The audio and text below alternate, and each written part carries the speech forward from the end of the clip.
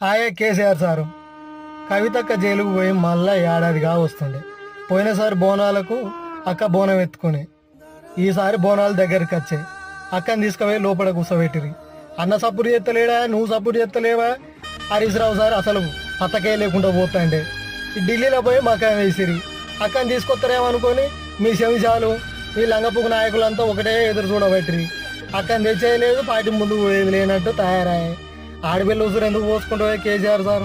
ఊరిగా support చేయకుండా తీసుకొచ్చి అక్కని ఈడ కూర్చోబెట్టి పార్టీని బీజేపీలో కట్టితో పని అయిపోతుంది. కానీ ఎందుకు ఈ డైలామాలు ఉండే ఆలోచనలు? ఆడపిల్ల ఉసురు తల్లికి పార్టీ మొత్తం నాశనం అయింది. ఆమెను తీసుకుపోయి అలా కూర్చోబెట్టి మీరు ఇక్కడ పబ్బం గడుపుదామని చూసిర్రు.